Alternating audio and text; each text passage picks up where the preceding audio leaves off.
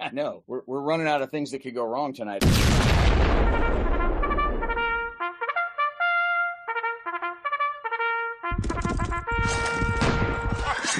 All right, so it's season 15 of Mention and Dispatches, which just sounds like we've been around forever, but really we get 2 seasons out of each year. So we're starting our 8th year of podcast here at the Armchair Dragoons, and we have quite the motley cast tonight. Our buddy Cyrano is back. Jim, how have you been? Well, I'm doing well. Welcome to September. Yes, welcome to September as we are recording this. It may not be September whenever anybody gets around to listening to it, but we hope you've listened to it shortly after we've released it. But if you're finding us 3 years later, welcome. We're happy to have you. Our buddy Gary is back. Ardwolf, how you doing? Howdy. And Liz caught something at Gen Con and hasn't shaken it yet, so we're going to try and not have to have her shout over the rest of us. Liz, how are you doing? I am alive and happy to chat about war games. All right. To that end, it's a good thing because this is nominally a show about war games. We'll see how far we stay on topic on all of this. But we are going to start with this as the caveat to it all. This is all Liz's fault because so last year when it might have even been the year before when we did the solo wargaming survey and we were doing the wrap up podcast that Liz and I and BB Mike did to talk about the results of that survey. This topic came up, and one of the things that I did this year as we were prepping for the surveys, I went back and listened to the podcasts from the last 2 years because we always make a suggestion in the podcast like, oh, we should make sure we remember to do that next year. And then we always forget because we doing it a year later. And so I was like, there's probably a note in there of, hey, we should remember to do this. This topic came up, the idea of sort of what is that wargaming canon? Because we don't have like a canon yet either of things that you have to like for, you know what I mean? Right. If you claim you are a wargamer, what are the things that you should have played? What are the war games that, not that you have to love them, not necessarily that they are the best war games out there, not that they should be your favorite, but that at some point in your life, you should have slung dice and pushed counters over a couple of particular games if you're going to claim that you're one of the war gamers. And if you are a new war gamer, one of those relatively new converts to the hobby or sort of war game curious, then these are maybe some of the ones that you would like to take a look at some point, if only to provide that common reference point for conversations later with your fellow Grognards. So since you're blaming me for this, I do want to caveat before we get too far in this episode. I don't actually think there is a real canon or that you have to do anything to call yourself a wargamer other than play war games. But there's often things that I feel like I should play to fill in my own kind of knowledge and context for the hobby. And so this is more like there's no actual pressure to do any of this. This is more about the pressure we put on ourselves. There's no way that we can walk around with an air of superiority like the Starbelly Sneetches if we don't force people to conform to our opinions. I'm gatekeeping the hell out of this. I don't know about y'all. I'm good. Let's do this. Jim's got a comprehensive list of Kevin Zucker titles that he'll be reading off to us this evening. Well, right. Well, that's for openers, man. You know that. Yeah, Jim's just going to start with go to the OSG page and done. Buy everything, and you're all set. Play everything, and then comment. Yeah, you may not have to buy them all, but at least play them all. Mm-hmm. You and 4 friends could each buy one, and then you got 4 games to play. And as Jim likes to point out, you should be playing games with friends because solo gaming isn't real wargaming, right, Jim? What? Well, solo gaming really isn't a thing. You've not heard me rant on this. Y'all need help. Hey, I in got a whole fact, Jim, job we have heard you rant on this. Well, I know you have, Gary. For God's sake, man. I've heard you rant on it for 15 years, man. Yeah. My job title is solo game specialist, so I'll just enjoy my fake job over here. Well, there are people guarding the American Strategic Helium Reserve too. I was going to say, Jim works in politics. He knows what fake jobs look like. Made up government. Good Lord, madam, that is what we do. I've been working real hard for a made up job. Oh boy. All right. Told y'all that this was going to get off the rails in a hurry. What I'd asked of our panel here was somewhere in the neighborhood of 5 to 7 to 8 maybe total titles, not trying to rank order them necessarily, not trying to put them in a specific sequence, but just if someone wants to be well-read isn't the right term, but a well-rounded wargamer or wants to sort of understand the breadth and depth of the hobby, what are some of those games that they coulda, woulda, shoulda played somewhere along that wargaming journey? And so, look, we can take forever and go around and everybody give us one at a time or whatever. We're going to start. Gary, give us, maybe 2 or 3 off the top of the stack, and we'll see if any of the rest of us have similar ones on there and run the conversation from there. So I have a list of 15 games, of which Case Blue is the smallest.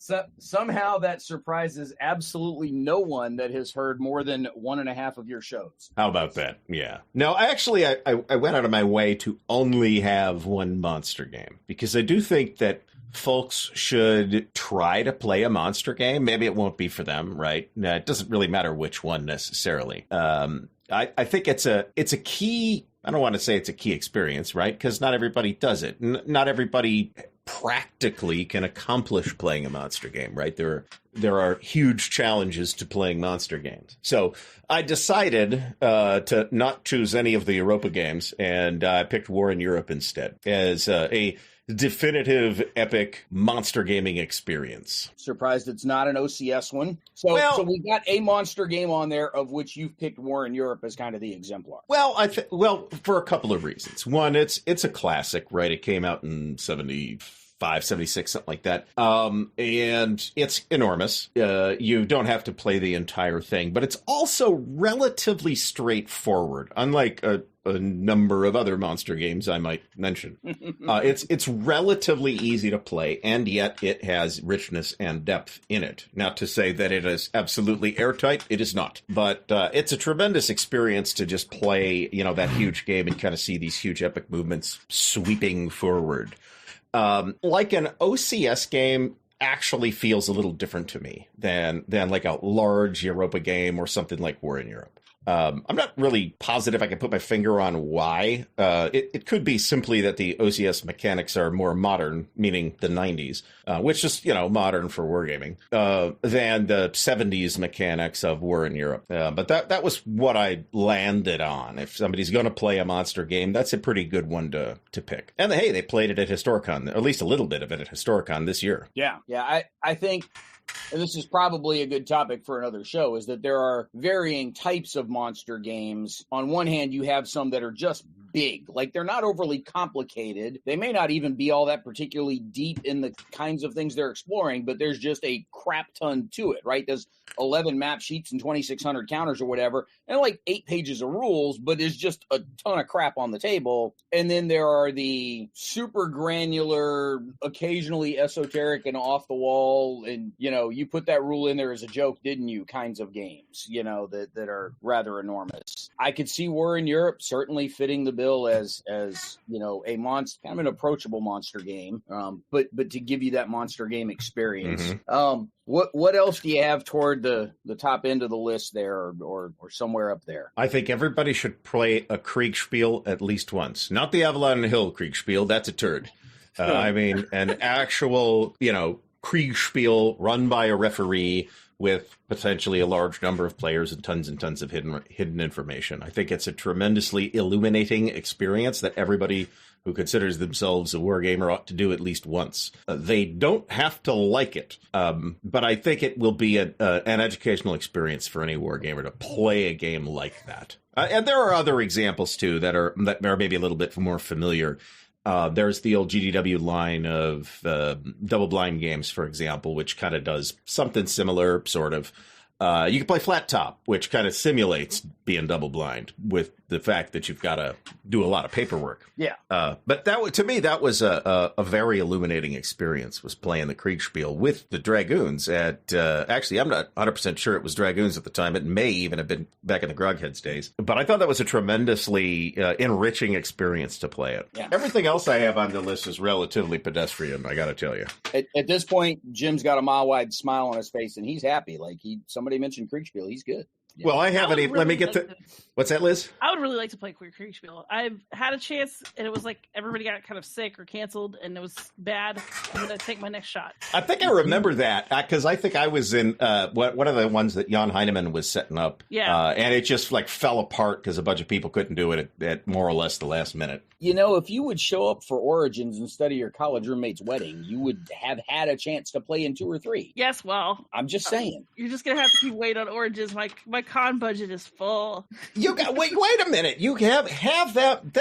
That's a professional junket for you now. You should have your employer pay for the entire trip. If they do that, they're going to want her to like work the booth. This is going to turn into a tariff true. Conversation if we go too much further down the road, and we don't want that tonight. That's fair. I don't want to talk about that either. Okay, Jim, toward the top of your list, what are the top like 2, maybe 3 things you've got toward the top of your list there, and why do they all involve a short Corsican?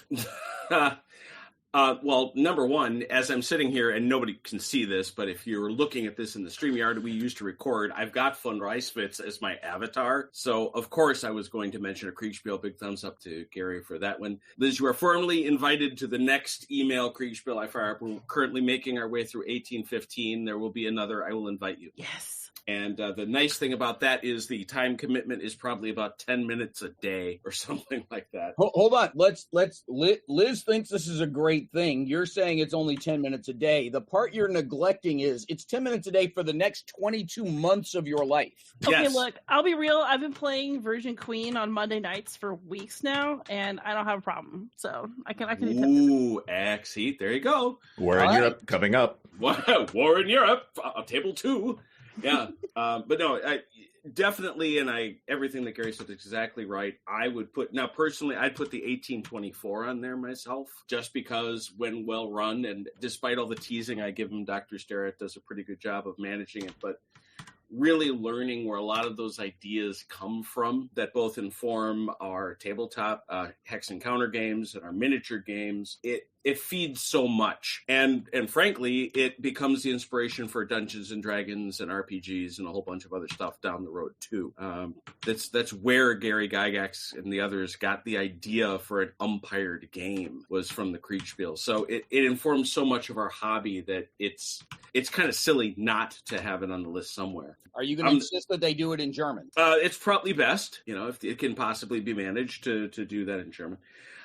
In terms of a big battle, man, in terms of the kind of big stuff that Gary's talking about, I really struggled with this because I really did want it to be hey, go check out this corner of the hobby, go see what this thing would be like. And I tried to stay away from the most arcane things that I have, but I don't know as I would be me if I didn't say Empires in Arms. And I get it. It's not going to be for everybody. And there are some people who are going to bounce off it so hard you're going to hear the sound in the next county. But watching it played and seeing those mechanics and looking at that, it's one of the most detailed strategic simulations I can think of in any period. Yeah. Yeah, it's another one of those games, too, that is a singular experience. I don't know that there's a whole lot else out there like Empires in Arms. Right. And it is such, it informs so much else of the way we think about it. So many other games have been released in the Napoleonic and other spaces that have always struck me as a reaction. Well, it's not Empires in Arms. Come on, It's one of those that I would say to people, go check it out, look at it, watch it played, experience the play of it, no matter what your particular experience of it would be, I should say. And if I were, and then it sounds like we're going to wander into some more mundane and perhaps obvious choices. But yeah, my two top line ones would be a Kriegsspiel, particularly the 1824 and Empires in Arms. All right, cool. Liz, what's up at the top of your list? Ooh, okay, so I had a hard time with these lists, possibly because I put it off till today and then I had a fever earlier today, so it's like a fever dream list, but also because I think they're the things that I feel like I'm supposed to play, and then there are things that I actually feel have been foundational for me in real life. Okay. And so I also think that, you can mention as many specific games as you want, but I think for me this actually comes down to categories. So for me, I feel like, for example, like this is my sort of what I think other people think is the canon list. Does that make sense? I think that you should play some kind of early hex encounter game. So I put D-Day on here because if you want to know like all the way back to the beginning, you got to pick one of those early hex encounters. But I think a hex encounter game obviously has to be on the Wargame canon list. You're talking about the old Avalon Hill D-Day. Yeah, absolutely. And that is the first war game with hexes on it, too, Yes. at least commercially produced. So for me, like, I think that, if you want to try it, it's on Vassal. Like, you should go check it out. I think that you need a block game. Okay. So a Hammer of the Scots or like a Commands and Colors, because it'll introduce you right to like another aspect of the hobby. To me, I think coin has been so foundational that you need to play a coin game. Cuba Libre is like the first one, so it's like a good place to start. It's also still one of the simplest ones. Cuba Libre was the second. The first one was Andean Abyss. Oh yeah, you're right. But Cuba Libre is the most accessible one still, I think. It is more accessible than the others. You can make an argument for people power, but I think that it's actually a little too imbalanced feeling if you don't know what you're doing, because the government can run away with it, and it's only 3 people. So I think Cuba Libre is still the best. I think Cuba Libre is a great starting point because everybody it's one of the most well balanced in terms of all 4 factions being well balanced and being able to act more or less independently of the others, which is not true of many of the coin games. But also because it's a fairly small footprint, it goes pretty quick. It moves fast. There's not a lot of sitting around biding your time waiting for something to happen. Like, you're right in the action. Yeah. And as a solo player especially, I think that you should play a States of Siege game. Frankly, the best one I think is probably still the zombie one. Dawn of Zeds? It's yeah. So like, I don't know that like, they're bringing that one back, right? Yes, but I'm happy with my schmancy 3rd edition copy. So we'll see if I want to. We'll see how I feel about the next bit. I think that you should try one of them. So you could do something like Ottoman Sunset. You can do like there's a lot of different options. But I think a States of Siege game is good to play because again that system informs so many other systems. So if you're looking for like core wargame experiences, I kind of feel like those categories are good. If you want to stretch into historical gaming, which I like to, I think you should play a PAX game and not one of the later ones from Ion. You need to go play a Phil Eklund or you need to go play PAX Premier. Okay. That's yeah. No, I mean, I know when I was thinking of the list, I was also thinking of some particular categories. There were a couple of them. We'll get to a couple of mine here in a second. There were a couple of them that I had, kind of at the top of the list that it's this specific thing. But then I was thinking about some different categories similar to what you did. And yeah. I'll respond to a couple of your ideas here in a second. I also had a Kriegsspiel on my list. That a true multiplayer, double-blind, refereed, there's a truly free Kriegsspiel, and then there are very straight-jacketed Kriegsspiels, and then there's all sorts of hybrids in between in terms of adjudication. But the idea of all you've got is this little corner of the world that you can see, and with your horse blinders on, and the only reports you get are those that are relayed to you by the umpire crew, and you're making the best decisions you can within imperfect information. And if you really want to mess with folks, you put a tight timer on them as well. Which you'll never get with Jim's email stuff because he gives you a week. He gives you 6 days to ignore it and 1 day to panic in terms of getting your stuff back in. But the put a pretty tight timer on your players also and watch the lack of perfect knowledge plus time pressure really get to them. You'll really start to see the steam coming out their ears. But I definitely had a Kriegsspiel up there fairly high. And then one of the other things that I had looked at was in terms of, hey, you should probably have played at least one of these somewhere along the way. You'd mentioned D-Day in terms of the early Hex Encounter ones. I was thinking more broadly across the early Avalon Hill flat box games, not the bookcase games. D-Day, Blitzkrieg, Africa Corps, Chancellorsville. Gary, Jim, help me out. What are some of the other titles that I should be thinking in that early flat Stalingrad, box? Tactics. At some point, somebody's mentioning Waterloo are going to punch somebody in the knee. Waterloo. There's Gettysburg too. Any of the 75 different editions of it that Avalon Hill did. Yeah. The caveat here is I would not put War at Sea or Victory in the Pacific in those categories because I do think those are pretty different games. in that whole area. Those are mid-70s too, as I recall. Yeah, those are a little later. But they had, I wanted to throw that caveat out in case somebody's just kind of looking at what are the things that were in these size and shape boxes. I'm talking about some of those really old, original, foundational Avalon Hill flat box games. And they weren't all hex encounter, they were all counter. Tactics had a square grid instead of a hex grid. And I think Chancellorsville did too. Gettysburg, I'm pretty sure, was still squares. The first, I think, 2 versions of Gettysburg that Avalon Hill did were squares. The third one was hexes. I think they went back to squares. And then they're all pretty different games, to be honest, though. Go! I will say, so one that I had considered and then discarded. I was going to put diplomacy on my list, and I pulled it back off for 2 reasons. One, I think there's a whole world of diplomacy that exists outside of wargaming that as neat of an experience as it is, I'm not sure it's necessarily a part of the wargaming canon. But I also think that it's not that it's too close to Kriegsspiel, but it's a little more of that personal interaction stuff that you can get. You can scratch that itch in a lot of other games in a lot of other ways that you don't have to do it with diplomacy and still get a pretty good wargaming experience out of it. There's a lot of interpersonal dynamics in the coin games, for instance, that I didn't feel like diplomacy had to be on the list. Yeah. Is something that I would have thrown out there. So those were right up toward the top of mine were a Kriegsspiel and then one of those older flat box Avalon Hill very early games like Waterloo or Stalingrad or D-Day, as Liz mentioned earlier.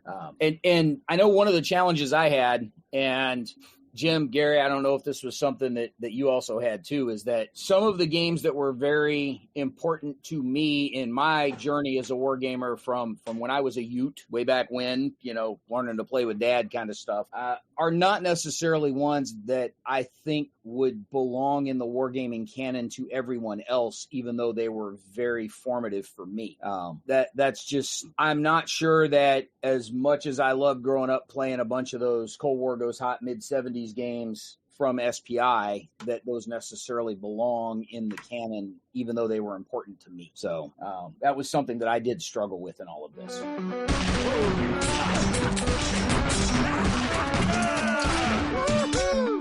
Gary, what else you got? Empire of the Sun. I think it is a good representative of a CDG. It also has the added benefit, in my opinion, of being a hex encounter CDG. And it's just a terrific game. And it puts the Pacific War in there, which I think is undergamed by a lot of wargamers. Okay. What else? What's another one after that on the list there? Wooden Ships and Iron Men. Speaking of mid to late 70s Avalon Hill. Classic game, still holds up just as well today as it did back in the day. I mean, it's a little fussy. There's a bit of paperwork. Not everybody's going to like it, but it is representative of a certain type of war game that I think people ought to experience if they, want to strut as wargamers. Do we strut, or do we just kind of like hunch over boards holding tweezers? Mine is more of a waddle than a strut, to be fair. Well, and the nice thing with Wooden Ships and Iron Men is because they're all double-length ship counters, except for the gunboats. You don't really need the tweezers. That's true. You don't need tweezers, and you don't need tweezers for Empire of the Sun either. You can also play it with almost no effort with miniatures too. Yes. Yes. And what's interesting is if you've ever got a bunch of Battletech players you want to get into historical gaming, put Wooden Ships and Iron Men in front of them first, because all those ship tracking sheets, they will know exactly what to do with them. Yep. Or Starfleet Battles people. Also true. I was around a lot more Battletech people growing up than Starfleet Battles people. But yeah, you can put Wooden Ships and Iron Men in front of them, and they will know exactly what's going on because of those ship tracking sheets. Those were the birth of Battletech tracking sheets. I swear they absolutely were. So I want to put Gary, I'm really glad that you brought up CDGs because that's another category I think is important. I like other CDGs that I've played, but stuff like Here I Stand and Virgin Queen has really been like a big part of my life recently, and I'm feeling it. I could see that as like an additional category that a representative of would be a good idea to play. Yeah. Virgin Queen, Tanto Manta, Here I Stand. I would throw Napoleonic Wars in there, for example. Jim will like that. It's a terrific terrific game on its own anyway. If Liz goes to the map for Tanto Manta, she's going to get kicked out of the Homo Ludens Discord. Oh, I haven't played Tanto Manta, so I can't actually comment. Yeah, I have not either. Nor have I. Interestingly, for whatever reason, I have no idea how this happened. So this past summer at Origins, we've got the big prize table with all the raffle stuff that we give away at the end of the convention. So everybody that plays a game with us gets a raffle ticket for each game you played with us, and you get to sort of pick the games you're trying to win. We had a copy of Virgin Queen in the raffle. And that copy is one that GMT had previously sent to us in one of the review boxes for the site. None of the writers wanted to pick it up, and so I went ahead and threw it in the raffle. This is what I do with stuff that the publishers will send to us, but doesn't end up, none of the writers end up grabbing it to run with it. We'll use it as a prize, as a giveaway somewhere along the way. So we can get it out to some gamer somewhere. So this thing sat in my office for the better part of like 7-8 months, whatever. None of the writers were interested. Threw it in a raffle. For whatever reason, at Origins, at the raffle, suddenly my daughter really, really, really wants a copy of Virgin Queen. I will also point out Virgin Queen is 7 months. Like, what the hell? You know what? You're just ready when you're ready. I will point out that Virgin Queen is also the subject of the finest unboxing ever filmed. Oh, boy. On the Hello Gregor channel. Truly, I never need to watch another unboxing. That one is a true masterclass in unboxing. Just go have fun, kids. Right. If you haven't seen it already. We'll have to link it to this episode then. But anyway, it's not like I could pull it back out of the raffle for McKenna at that point, because like tickets had already gone into the cups for it at this point. GMT ended up hooking us up with an extra copy for my daughter. So one of our things this summer was going to be to get it out and play it. And then she went to California for 3 weeks and was in drama camp for 3 weeks. So now it's our fall semester project to at some point get out Virgin Queen and learn to play it and push pieces around and whatever. Yeah, make sure you get some more people over, because it is not a 2-player game. No. Well, no, I know it's not a 2-player game, but we're going to have to do a little bit of 2-player exploration of the basic mechanics before we can try to bring anybody else into the game, because I need to make sure she understands enough of it that when she's got somebody else in the game with us, it doesn't feel like she's just making it up as she goes. Yes. Do not give her Spain for her first game. I was given Spain for my first game. It's been insane. I didn't get good at playing Virgin Queen until somebody let me play the Papacy, and here I stand. And I had a much smaller set of territories to worry about, so I could actually learn how to do all the land battles, the stacking, without having to worry about a huge empire and start her on a smaller one. We'll see what we come up with. All right, Jim, what else you got on the list, man?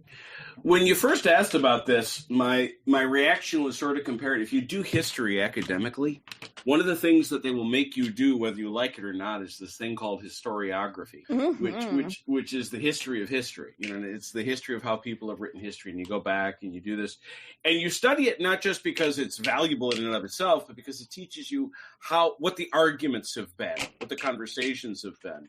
And when you look at wargaming today, however you define it, I think it's really, really illuminating to look back and see where you've come from, and to see, because so many games are ultimately conversations with old games.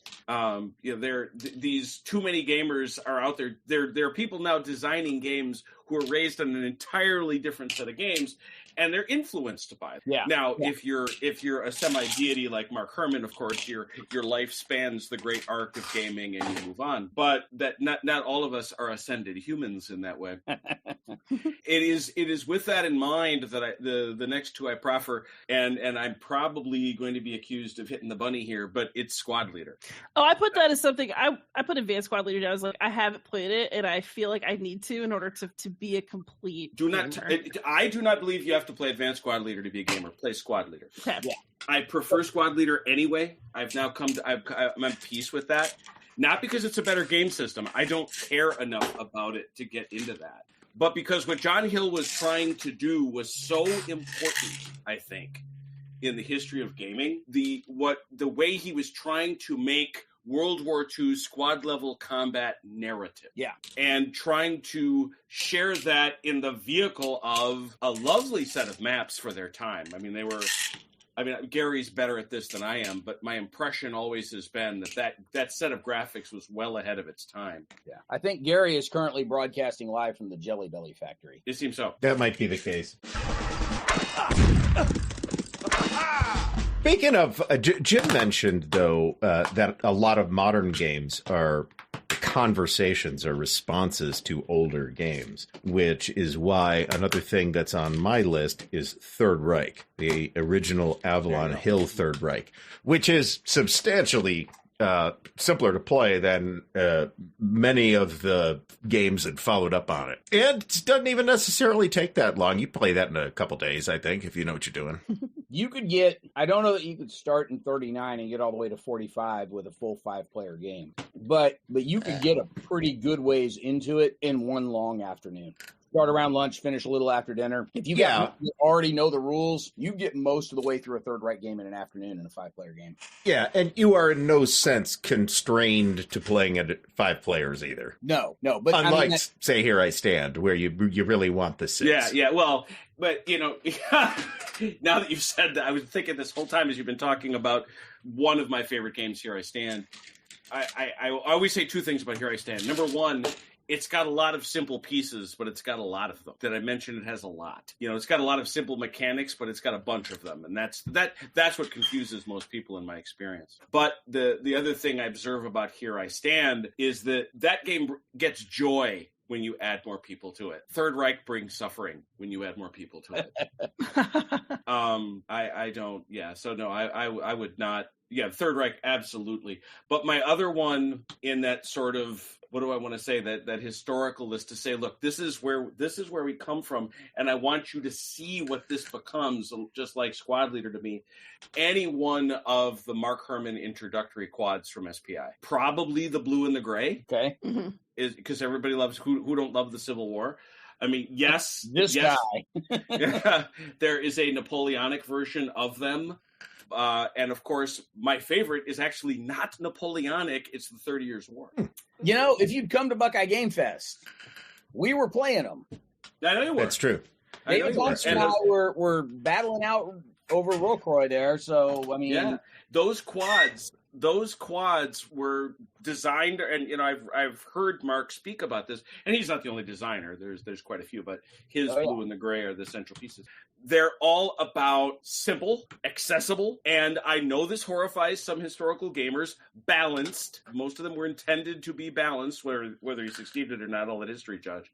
But they were also very cheap, actually. They were very simple designs, simple graphics. They were intended to be entry-level games at the time. Yeah. And they remain... Still good entry-level games today. Right. They remain, and we joke about this because we have played on my own channel. We've played all the Civil War quads. We've played the 30 Years' War quad twice. We've played both the Napoleonic quads twice, and we always joke. It's the standard joke of, well, that's the rules, and it's typically 2 to 3 pages of actual rules. Yeah.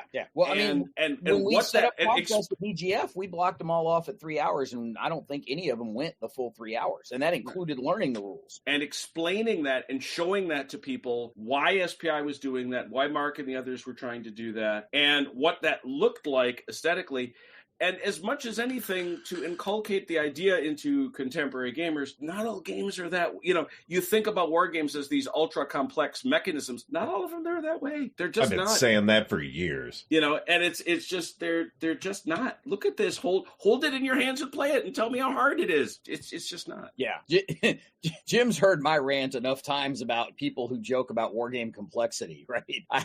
I never, ever want to hear a single role player say, I can't handle war games. Those things are too complex with our 24-page rule book. And then they pick up a backpack full of hardcovers, and they walk out of there with 700 pages worth of rules in their bag. It's like, just kiss off, man. I've been saying that for years too. The monster book for the new edition of Adventures Dark and Deep is like 800 pages. It is crazy. Oh, That's Lord. ridiculous. It was ridiculous. I had Squad Leader and Third Reich both on my list. The other Avalon Hill bookcase thing that I had on my list was one of the Panzer Leader, Panzer Blitz, Arab-Israeli Wars series. That's a good call. Again, you may not like them, and there are definitely some things in there to not like, but it is a design that by and large has stood the test of time. There is huge amounts of aftermarket support that you can find online for these because they have had had such a huge fan base for the last 50 years. And yeah, we're up to 50 years at this point. But they do for tank combat what Squad Leader did for infantry combat,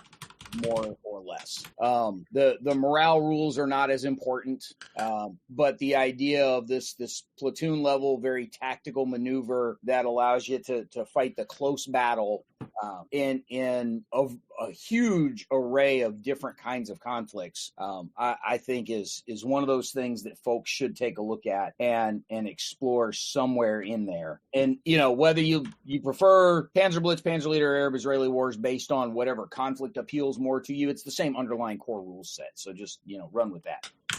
So one thing I want to note is I feel like, my early instincts about this list were right. This is that we're talking a lot about there are certain kinds of games or core rule sets or series. And within that, you should just pick what you're actually attracted to, historically speaking. Yeah. And I think so, I was thinking coin games also, that you should have a coin game on there somewhere. I was not going to get overly prescriptive as to which one, because after you get to about the sixth one, like I've kind of not played any of the more recent ones. The first 5 I played a lot of, but everything after that, not as much. Can I bring up a topic that will annoy Jim because it's not a real category? Oh boy. Which is that I also think that you do need to. Because I'm a solo gamer, I do think that there's like a slightly different canon, I guess, of like solo war games, and I just want to make sure like somebody gives it some attention, and then maybe we'll get some more in the comments. But when I think about solo wargaming in particular, I think that we have to talk about Ambush and all those kind of like story generating games. You've got things like Thunderbolt Apache Leader, but you also have lots of like B-17 Queen of the Skies, or like Target for Today, Target for Tonight. Like you've got these kind of like story generating games where you're rolling and like seeing what happens on a chart. It's like choose your own adventure games. Yes. I think that even if you don't like them, I think that they are a key enough part of our community that they're worth engaging with and trying to understand. And I do think that you should play some sort of John Butterfield something, like RAF Battle of Britain, for example, would be a great idea. Or like Enemy Action or Den. Like, I think that I just want to, like, there's a lot of other things we could talk about, but this is not a solo show. I just want to point out there's like a lot of interesting stuff kind of over in that corner of wargaming. I mean, wargamers are the original solo gamers because people just play all sides, but there's also some solo specific stuff that is so cool. We're going to have a whole podcast coming up on the results of the solo wargame survey that, as we are recording, is still open and ongoing, but we will, we'll probably have the results about the time this podcast goes live for the public to listen to. So yes. The wrap-up episode will be, 2 or 3 episodes from now, where we'll take a look at the results. And we can definitely talk about sort of the solo wargaming canon at that point. Oh, yes. And Jim will make sure he skips that episode. So we'll be But for people tempted to skip it, I'm inserting it here. Also, just go play D-Day at Omaha Beach. Apparently, that's the communal decision. We'll see how it goes this year. Yeah. I'm the guy that got D-Day dice, the all-in thing with the bag and everything, and refused to play it solo. I got friends and we sat down and played. You're such a dork. That game slaps. You should just play it. I don't. I have friends. Oh, so do I. Then invite them over and play games with them. But I do, but solo gaming is its own thing. And it's funny because I adore Ambush. I have all of it. It's sitting on my shelf right here. And this is a whole different conversation, but to me, Ambush is something of a cul-de-sac. It was brilliant, and then they tried to do a stupid multiplayer version of it, and it just kind of ended. I don't even know where the spirit of the genius of that game lives anymore. But I will tell you, when I played Ambush, I always played it with friends. We played it as a sort of a RPG without an umpire. It's a co-op game at that point. Yep. Season 15 of Mentioned in Dispatches is graciously supported by all of our Patreon members, but especially our regimental patrons who supported us at the top level. The Armchair Dragoons would like to thank Miles R., James M., Kevin Bertram, Catastrophe Games, Fred and his dog, Joseph Knorr, Patrick Garrity, Michael Sunborg, Stagger Wing, and Paul LaFontaine. Wargaming is our jam, and they help us spread it. You too can support the Regiment of Strategy Gaming as a Patreon supporter at patreon.com/armchairdragoons. Jim, what else do you have on the list there? You've only gone for like one or two Napoleonic anythings at this point. Well, no, and I think Liz's point is exactly right, is that it's really more about types of games and sort of the way that gaming has evolved and the way it has changed, the way this hobby that we all share and love has been changed. The biggest interface of the past 15 years has been this. We were all sitting there minding our own business, looking at our grubby little sheets of paper, pencils, grease paint, and whatever else we were doing.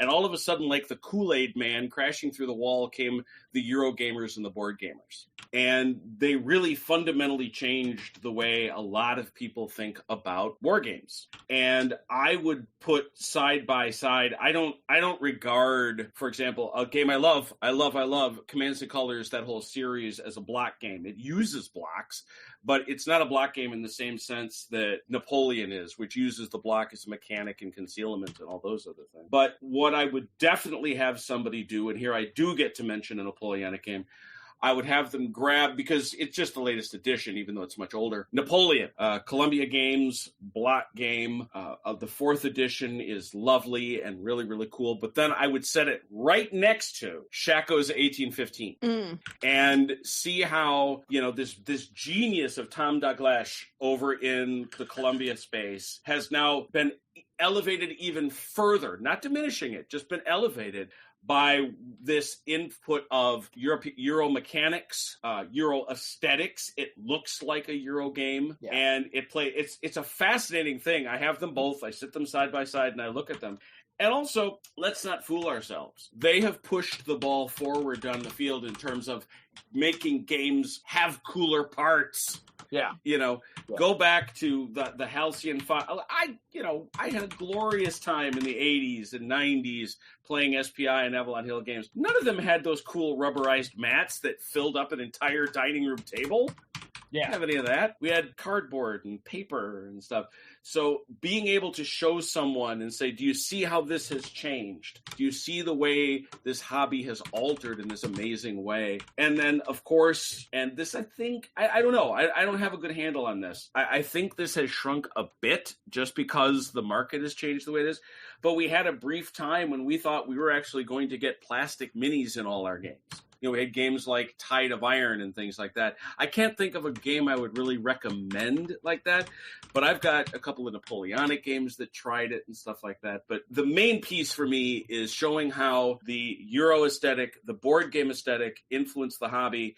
And a great example to me to show that would be Napoleon and Shacko's, really any of the Shacko's games, but since it's the same campaign, Shacko's 1815. Yeah. I can't tell you anything about any of the Shacko stuff other than that Jim highly recommends them.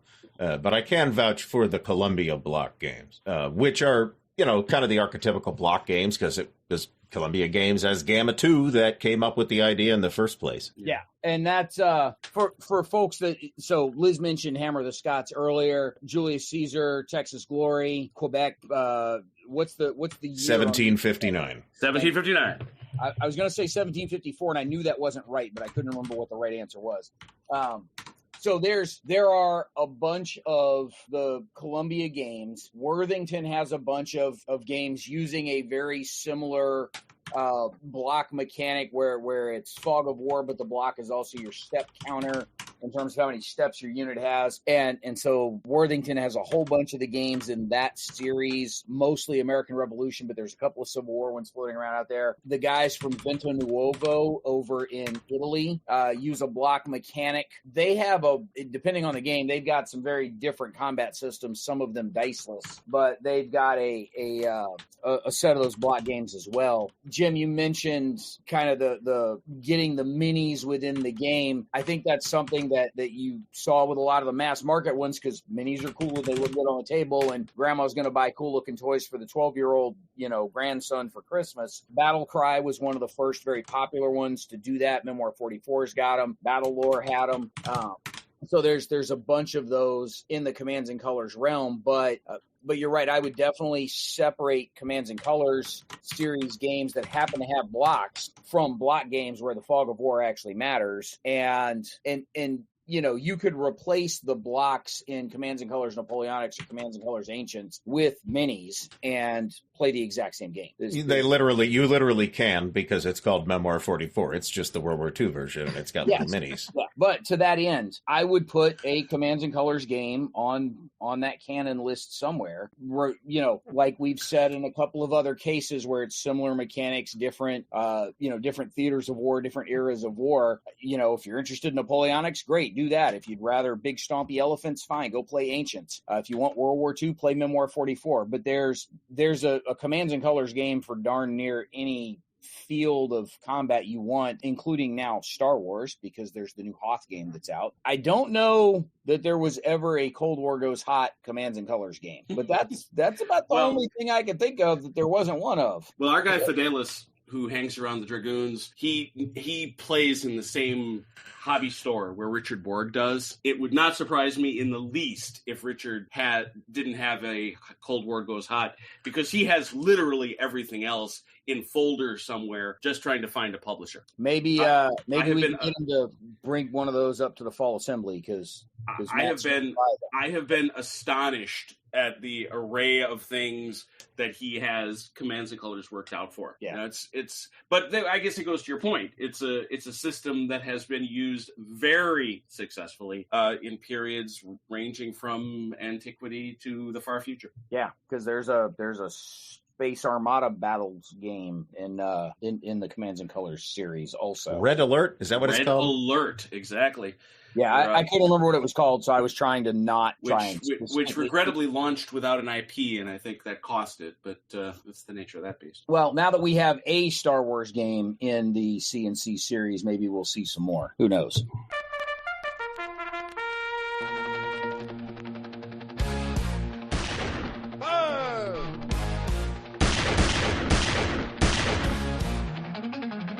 Gary, is there what else have you got on the rest of the list that we hadn't got to yet? Frederick the Great. Yay. Classic SPI title for the 74, something like that, plus or minus a year, maybe 76 actually. Frank Davis design. Was really not introduced to it myself until like 2 years ago, and it's really, really slick. Yeah. It's a really tight game. Now there isn't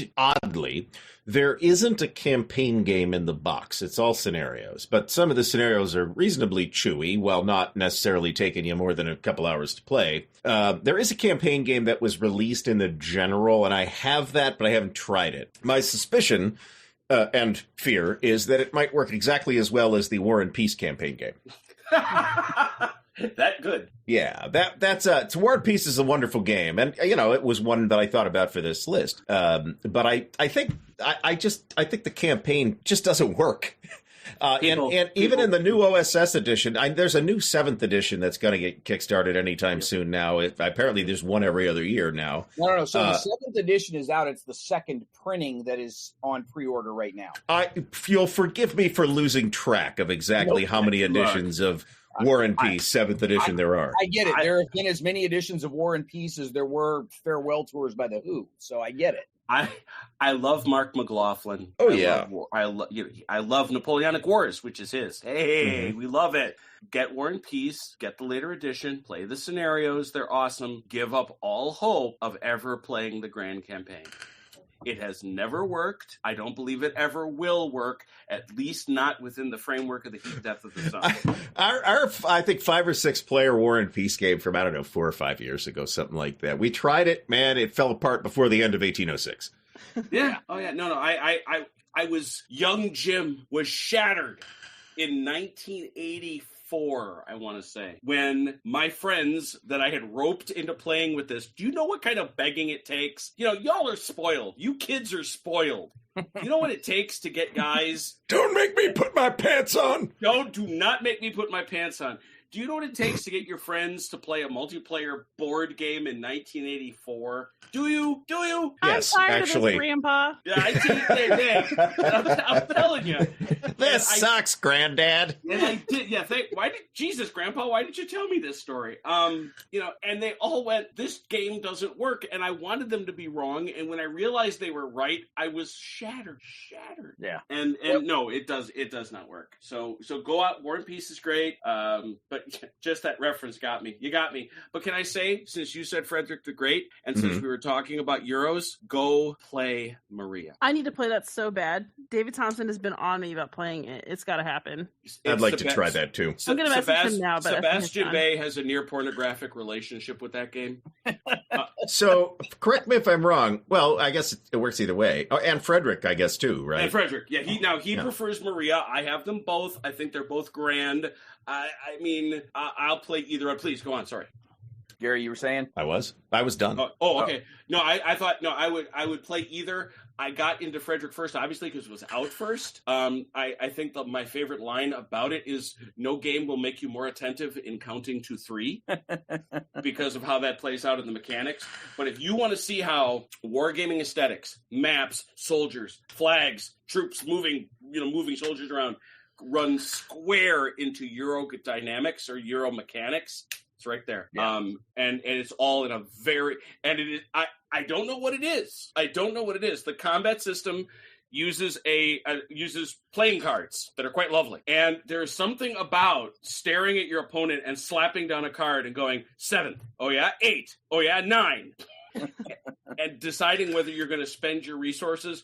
And it's got that lovely dynamic of, do I commit? Do I pull back? I know other games have used it, but in the context of a war game like Frederick, it's brilliant. Dead brilliant. Get it? I know it's not an exact parallel, but as you were saying, as you were counting out the cards there, in the back of my head, I'm just picturing duck season, rabbit season. Duck season. That's what it is. That's what it is.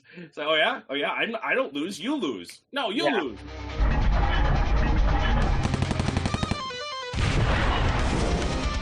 Liz, what did we not get to yet on your list? Have we gotten through the ones you had prepped for this? I just kind of tossed a couple on here that I think are worth trying. I don't know if they're canon, but if you ever get a shot at playing Republic of Rome, you should. Oh, yeah. Yeah, I agree with that too. That's a cool game. Ding ding. That is a cool game. It's awesome. I just think that it's really special. I'm kind of gunning to play it after we finish up Virgin Queen with the group that I'm playing with, because you can do it on Vassal. And I just want more games with those vibes. All right. What else you got? Anything else on the list there? Me? I'm set. This is canon, not just everything. There's a lot of good stuff out there. No, that's fine. I was talking about the sort of the list you had prepped for the canon here. Yeah, we pretty much hit it. Yeah. Jim, have we gotten to all of yours, or is there anything we left off that we're missing somewhere?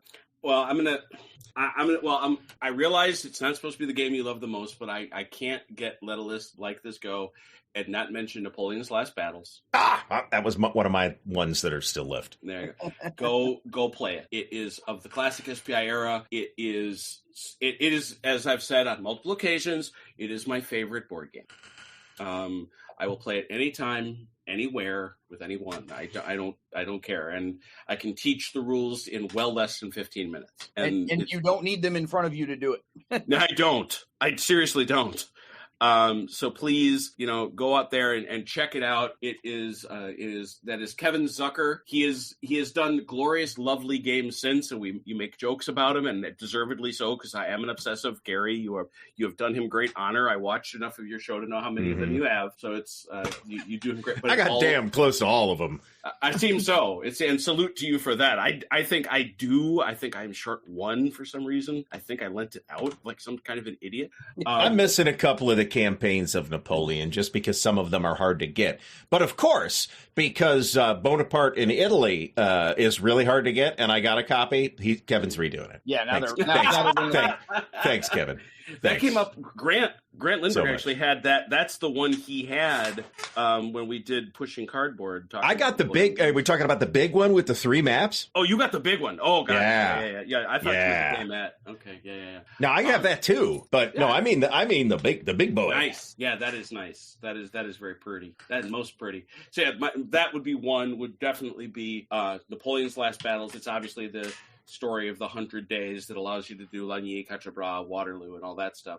Gary did hit Wooden Ships and Iron Men, thumbs up for that. That was the second one. And the only other one that I looked at, I circled it, and then I uncircled it, and then I looked at it again. I confess I was debating whether or not to put it on, and I said, what the heck, I will put it on just because I like it. I think you gotta play Ogre.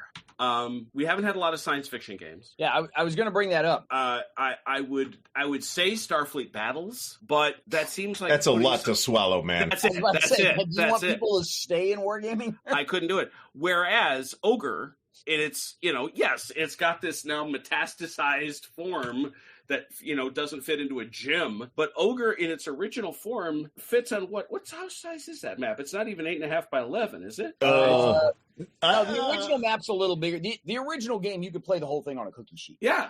I want to say the original map in the little pocket-sized version is 11 by 17. That's my recollection, and that's the version and the only version of Ogre that I have actually played. Yeah, and that's all. Okay. You know what, Internet? You're okay tonight. You can stay. The original Ogre map from the 1977 Metagaming edition was 14 by 9. That's a there whack-a-doodle size right there. Yeah. Why Steve chose that size? This is Steve Jackson as a game almost as thought experiment. It has become so much more, but this is a lot. To me, it's a number of things. First of all, it's a great game in its own right. It's very simple. The big powerful against the weak many. So it's fascinating at that level. But it also speaks to how you can use a game like this to imagine a future. It would be easy for me to say something like Starship Troopers, a game I love, and things like that. But really, I would say, look, let's play this game. Let's play this Ogre so you can meet this science fiction space and realize so much else has come from it. Are you talking about the Avalon Hill Starship Troopers? Yes, of course. Yes. Yeah, my problem with that is that it's space infantry, but it's not Starship Troopers. Right, it bears a passing resemblance to the Starship Troopers board game from Avalon Hill has as much tie-in with the book as the movie did. Oh, I don't think that's fair. I don't think that's fair either. There are skinnies in the game. Yeah, there are skinnies in the game. Tunnels. There are tunnels in the game. Yes, but there's you could reskin that Starship Troopers board game to a vast number of other sci-fi off-planet IPs, and it still works. You could reskin Waterloo, you reskin Stalingrad CRT and call it Waterloo. They did that. What's your point? You could reskin Battle Cry as everything. Yeah, that just because we can doesn't mean we should. No, and we'll just the idea that it's that it's not a close tie-in to the novel, sure, I'll stipulate, but I think it is certainly better than the movie by a country mile. Borrowing an old guy analogy. I'll actually stick up for the movie. Here, you just dug a hole in the ground to put the bar in. I think the movie is a pretty well done satire of the book. It's a hoot, but I'm just not sure. We're way off topic at this point. Way.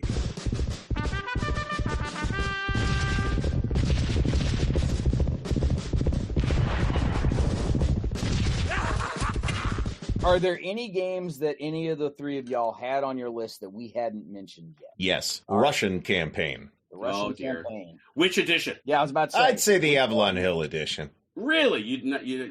I mean, there's a million editions of this game, right? There's even if we just say Russian campaign, and leave out all the other games that are answers to Russian campaign, like Russia Besieged from Compass and Russian Front from Avalon Hill. They tried to strike lightning at a bottle twice, and some people prefer Russian Front, but I don't. Wrong. But I think it's a classic game. It will show you a mechanic that was popular for a while and still pops up from time to time: mandatory attacks.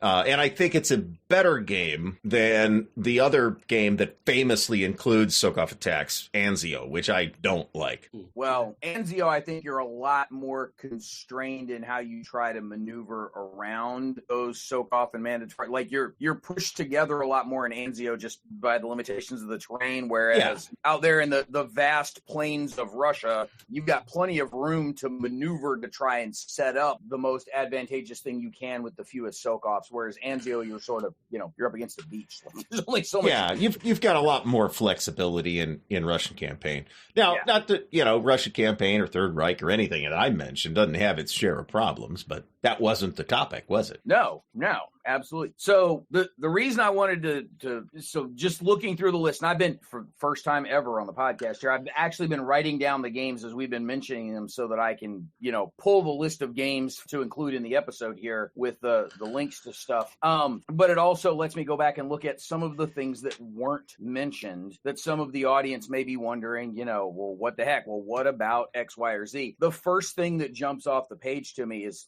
to some folks, they're going to scratch their head and go, huh? But I think to those of us of a certain vintage, none of the Milton Bradley Battlemaster series is on here. There's mine was because Axis and Allies is yet another answer to Third Reich. Nice. Good one. Fair, but Got him. But that's not the only one of that series. Oh, by no means. And really, Axis and Allies isn't all that similar to the other ones in the series, right? Yeah, but it's just because that was such a norm. I mean, that if we go round up 100 wargamers that somewhere north of 40, I bet 50 of them started with one of the Battlemaster series. That was the and I bet 49 of them started with Axis and Allies. Probably, but I mean that was just such a foundational place where so many folks started. It's just interesting that none of them are on the list. Your point is valid that they are sort of a reaction to Third Reich, and you never get Axis and Allies without Third Reich. Like that's well. Plus, you invited me and Jim on this show, Brant. This is true. So you if I this is literally what you asked for. All 5 of the Battlemaster series on here, so I get that. I just to be clear, I still own them all. Broadsides and Boarding Parties is my favorite. That's an interesting choice. My favorite was Shogun, actually. I love Shogun. I like them all. I just think that they're all, with the exception of Broadsides and Boarding Parties, which is a totally different animal, they're all risk. Yeah, that's kind of. Shogun is 100% risk on a map of Japan. Yeah, no, it's a fair point. There was only one air game mentioned, and none of them put on the lists. There's no aviation games here. There's an aerial component to some of these games, in that like Third Reich's got strategic bombing, and the Empire of the Sun's got air forces floating around in it, but there's no aerial game in here anywhere. What? If you want Dawn Patrol, play it. It's interesting. Yeah, I brought up you mentioned RAF Battle of Britain in the Butterfield list. Oh yeah. There you go. Yeah, good point. Yeah, she did mention it in the Butterfield list. But that's what I'm saying. Like it wasn't go play this one. It was play one of the Butterfield games. I also mentioned that you should look at things like B7. The problem is a lot of solo aerial games are falling in that Choose Your Adventure, but truly RAF, and I know I did not dig in on it because I do often, but I still think Thunderbolt Apache Leader is great. Yeah, and speaking of foundational games, I mean, Ricky Swore and Luftwaffe from Avalon Hill, those got played to death. That's why it's so hard to find copies in good condition that are not missing pieces or sat upon, because they got played to death. Yeah, well, or a Luftwaffe game that didn't get chucked out a window at some point because it's just or hell, Air Force. Yeah. On the other hand, it's very easy to find very lightly played copies of Air War. So that's actually true. I tend to see those in very nice condition. Yeah, because nobody made it past the first half of the first turn, and they went, "This sucks." And they just I'm not being graded on this. Why am I doing calculus for fun? So they just moved on. There's not a lot of Ancients games on the list. There's a couple things here and there, but the vast majority of the list are Gunpowder and later. And even the Ancients are by and large, if Ancients is your preferred flavor of this type of game, like an older coin game or C&C Ancients or something, but other than Republic of Rome, like they ain't a lot of ancient anything in here. I had a candidate for Ancients. I thought about something out of Great Battles of History, but I kind of wanted to stay away from games in big series, because then it comes to which game, right? I could have picked those. I mean, I certainly could have picked an OCS game, but which OCS game, right? You mean Smolensk, the one I usually recommend to people that runs like $300 now on the secondary market? That's a great choice. Yeah, go play that. Well, Yeah, but good luck, I mean, Simpson. Great Battles Alexander is a blast. So It's a really good game. It's a really solid game. But I mean, all of those big compendiums are Julius Caesar and SPQR are too. yeah, well, and you mentioned OCS. There are a couple of very popular series that were mentioned, but usually mentioned as, I didn't want to put that on there. So Gary, you mentioned both Europa and OCS. Mm-hmm. Right, but there's also the M&P Civil War series. That Line of Battle? Well, or do you mean the Civil War Brigade Battles, series? Is M&P Great Battles or is M&P Great Campaigns? Great Campaigns is MMP. Great Battles is GMT. GMT, yeah. I don't do Civil War, so I get those backwards all the time. But neither one of those series were mentioned. The Simonich 40X series was not mentioned. So there were a bunch of different series of games out there that weren't even mentioned, and the two others that kind of were, OCS and Europa, were Gary kind of discarding them. So there are a bunch of different series out there that we didn't touch on. We mentioned the block games, the coin series, the States of Siege games. The other thing that I know I'm about to start a fist fight on this, but nobody mentioned Twilight Struggle. I thought about it. I did too. So I mean, let's face it. A lot of folks nowadays have played Twilight Struggle. Yeah.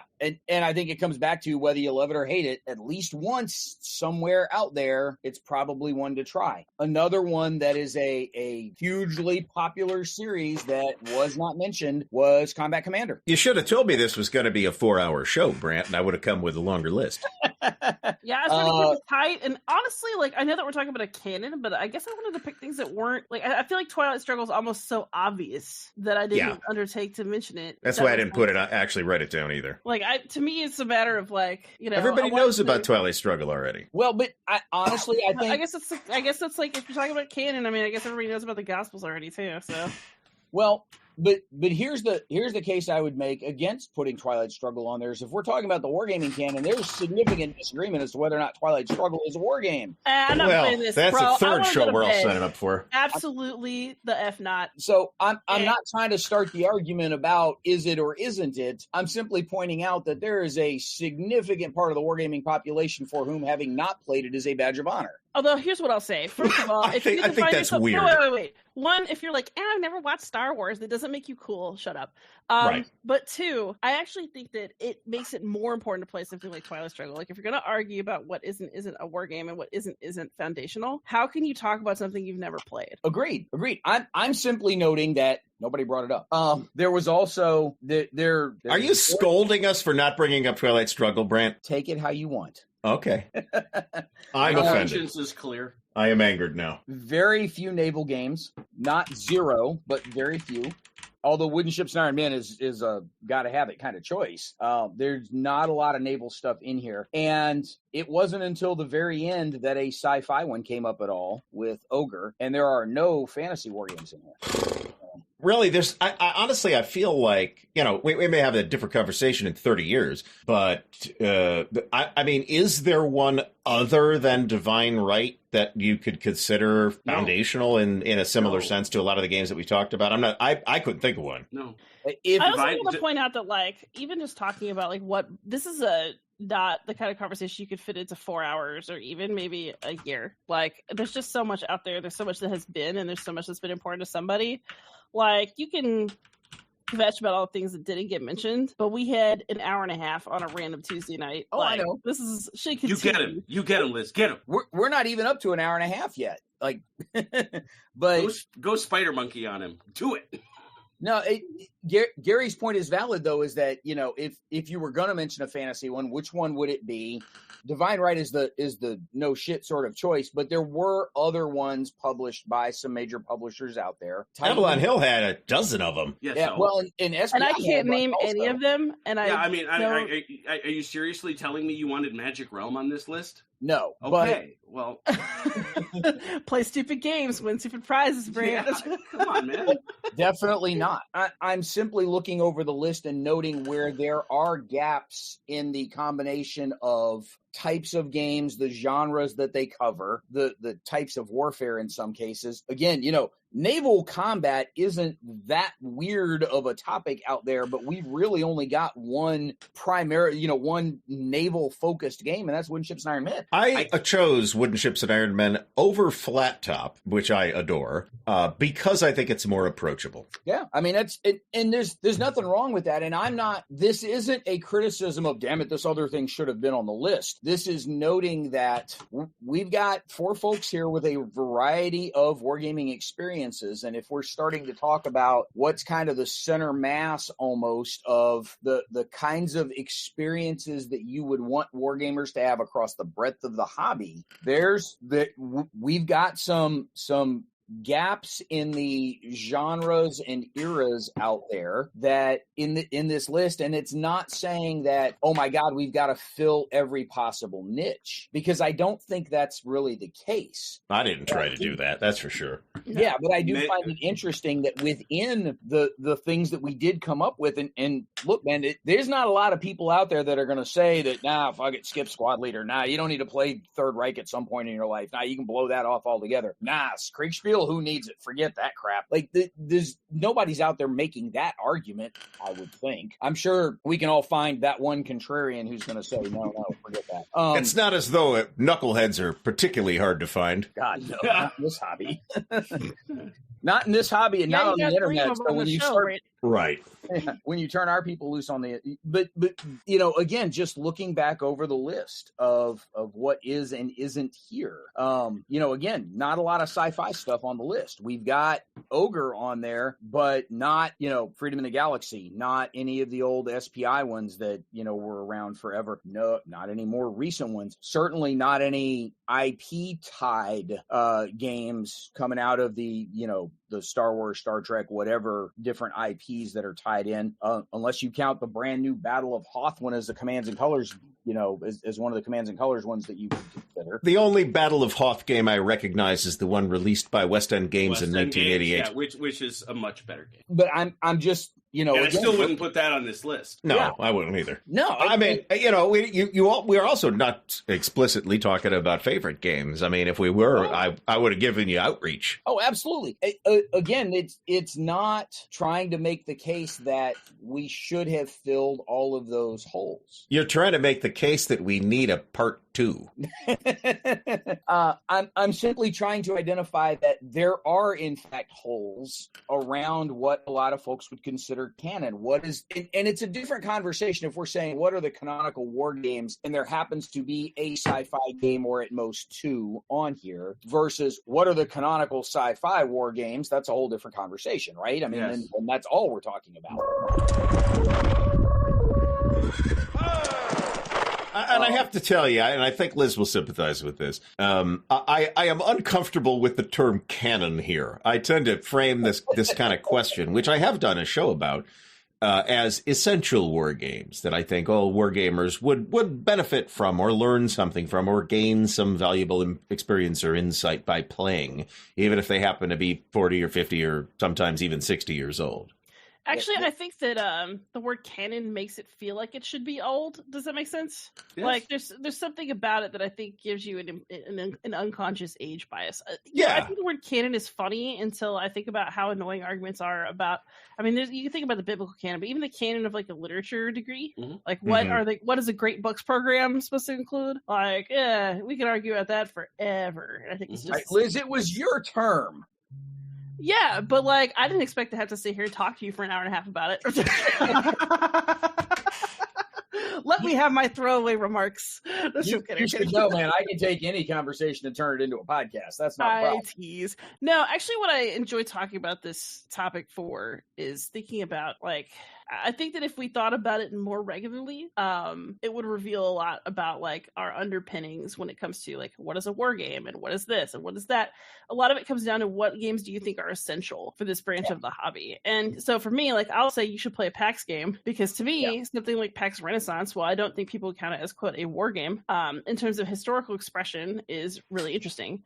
Or something like Republic of Rome, which is not, I mean, it's I think there are people who would argue about what it is, but it's trying to express something. And so for me, like you can tell that that's what my interest is and how I define or decide what to care about, but your choices always say something about you. The way you're characterizing PAX Renaissance comes into sort of the last question that I wanted to throw at everybody, and this wasn't something that I asked y'all to prepare any answers for, but is there a game that is one that you particularly love and think folks probably ought to try at some point in their life, but doesn't necessarily belong on this list of, oh my God, these are the ones that you should check off as many as possible to claim your, to truly earn your Grognard Merit Badge, right? We've got, I don't know, probably about 30-ish games that were mentioned here, or exemplars of a series like Cuba Libre for the coin series, but tag in a different coin game if you've got a different area of interest. So we've got 25 to 30 of them total here on this list. Is there something that's one of those, personally, I think you should really check one of these out, even if I'm not willing to put it in the overall canon of these are the things you got to have tried to really be a wargamer. And so, Liz, I don't know if that's exactly what you were going for with PAX Renaissance, but that's kind of what it sounded like to me. For me, this is more about categories. Although I do think that if you want to look at games of history, you do have to look at John Company's second edition. Okay. Because I think that if you ignore something that's got that much historical expression in it with some war, then you do that at your peril. I think that it does boil down to where I started in this conversation, which is there are kind of series or genres of war game that you should try. It's just like a mainstream hobby thing. You should try a worker placement. You should try a deck builder. You should try, you know what I mean? I feel like wargaming is like that, and that you should try things like in the different series and sample until you find love. All right, fair enough. Jim, Gary, either one of y'all want to grab the mic and run with this? I got to get all mine out, plus a couple other ones that I didn't actually write down. So I think I've covered it. Like I said, maybe we need a part 2. Yeah, well, and it's in your case, I was thinking maybe like one of the Labatt games or an OCS game. Like it's something that you might want to try it at some point just for that experience of it all, but you're not quite willing to go far enough to put it on a list like this. Well, I mean, I would say the same thing I think I already said was I kind of avoided series games on this for this conversation because I don't think very many of them are quote unquote canonical, whatever that means in the context of war games.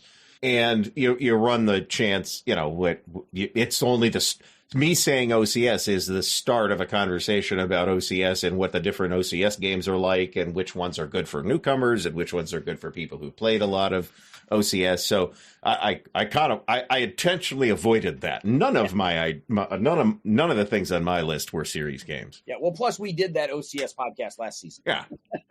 We've already done that one. That one we don't have to schedule in the future. We've already done it. Jim, what about you?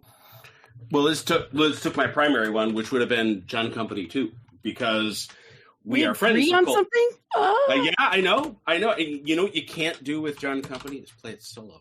Actually, that's a lie. Ricky Royale has a solo mode. Oh, God. Why? Hold on. The key is it's a mod, right? It's like putting a spoiler on your station wagon. You can do it.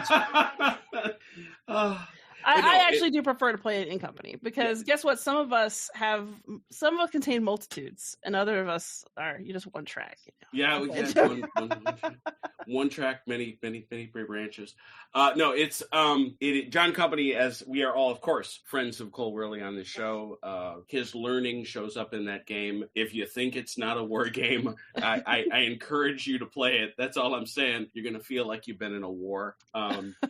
It is brutal and ugly and lovely, and the message it conveys is so good. I don't agree with it. I actually disagree with a lot of it, but that's okay, because when a argument with which you disagree, historically speaking, when that brilliantly made is time incredibly well spent. And I have both editions, so you should definitely go out and pick that up and play it.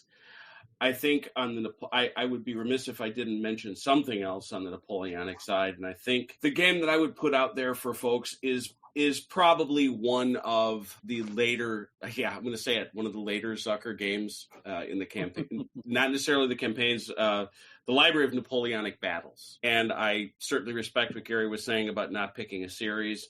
So I'll just say The Last Success. It's one of my favorite campaigns, and it's such a lovely game, and just go out and do it. It's good for you. Great battles in The Last Success, too. Yes. Yeah. The one that I was thinking of personally that I think folks should give it a try just for the experience of it, but wasn't willing to take the plunge and throw it on this list is City Fight. Oh, yeah. The idea of the kind of fog of war that you can put into a two-player game that's not truly double-blind, that's not separate maps, is pretty inspiring in the way they were able to do it with City Fight. And that is one that I think is a really neat experience that if you get the chance to do it, you should take it. But I wasn't willing to take that full on step of, let's nominate it for sainthood kind of a thing. I wasn't willing to quite go that far, but I do think it's up there in the quasi historical, but not truly a war game category. The other one I would throw out there, Yaquinto's mythology had a whole lot going on in it. And it's a bit of a tangled mess. If somebody were to revise and update that one today with some slightly cleaner mechanics and the 40 years that we've learned about how to write rule books, I think there's an incredible all-timer hit of a game hiding in there somewhere.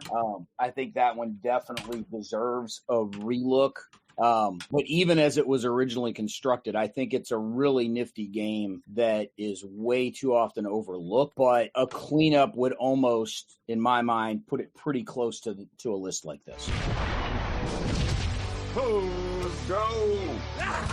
Anyhow, we're now around the 90-minute mark, although, again, a little bit of editing and taking me saying out of here a bunch. We'll get it down to an hour and 20 or so, maybe shorter. Thank you guys. This was kind of cool. I'm happy that we were able to get through it with a minimal amount of profanity directed at each other, which I was fully prepared to. Oh no, only you. I like everyone else here. Yeah, me too. Agree. No, it was awesome to get to hang out with y'all. Liz at no point tried to judge us. I think that's key. Oh, I think she absolutely did. I just think she's, in a slightly weakened state at the moment, and so it didn't fully come out. Well, in fairness, we were all judging Brant. Yes. He put himself up on the block for judgment. Mm-hmm. I was about to say, how's that different from any other podcast we do, man? I didn't say it was different or new. Yeah, just that it was happening. Right. Again. It's sort of an implied task at this point, right? It's just understood. Cool. So, audience, coming up over the rest of this season, last season we took some time to dig into a bunch of different series of games. This season, we're actually lining up conversations with a bunch of different designers. And so that's something that we're going to lean into a little bit. Again, in the fall, we've always got our wrap up of the solo game survey that we will be doing here in a couple of weeks. We've also got some conversations around conventions. So we are going to have the episode following the fall assembly, but we're also going to have kind of that consolidated episode that we do after the big Blammo weekend where SD Hist and Compass and Foxconn all happen on the same weekend. So we're going to get some guests from those. Gary, you're not going to COVIDCon this year, are you? No, I have already said no to the fella I usually go with. All right, so we'll have to, Liz is doing SD Hist. Maybe we'll drag her back for an SD Hist conversation. We'll see. Yeah. But we're going to get folks that have been to each of those different conventions and have some conversations around those. And so you're going to have some of the usual things that we do, as well as, having some conversations with some different designers. For tonight's episode, if you've got some things that you think belong in that Wargaming canon that we didn't mention, pop into the comments down below or jump in the forums or just yell at us wherever on social media like we're used to. It happens all the time. Just make sure you tag either Liz or Jim or Gary, whoever you're actually disagreeing with, because it won't be me, because all of my picks were perfect. So, tag whoever it is that you're mad at and make sure that they get to see it also, so y'all can yell at each other. And guys, thank y'all very much. I know this was a little bit of a weirder conversation, but I'm glad we had it, and I think it's a pretty interesting list to put up there and let folks take a look at and ponder and muse over and yell at each other about, whatever. So, Gary, missed you last night. Would have enjoyed a counter clipping show to heckle you from the comments, but Me too. As always, folks, Monday night you've got Gary's counter clipping show. Jim is on. Are you guys up to 4 nights a week? You still just on 3?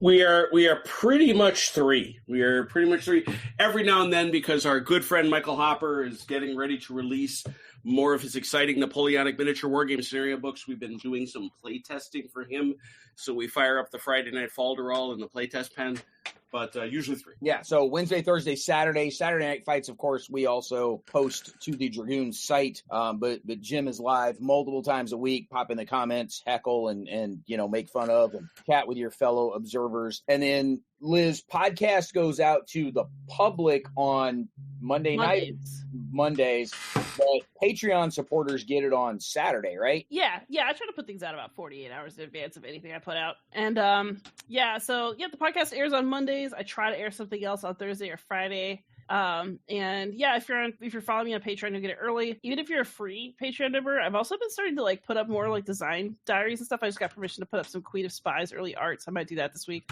So yeah, Beyond Solitaire, just up to stuff all the time. And you'll see Mention and Dispatches episodes over the next dozen or so Fridays as we get through the fall before we take our holiday hiatus. So, audience, thank you very much. And panel, thank you very much. And StreamYard, thank you very much for recording all this for us without kicking anybody out after we hit record, which is nice. We will catch everybody next time on another episode of Mention and Dispatches.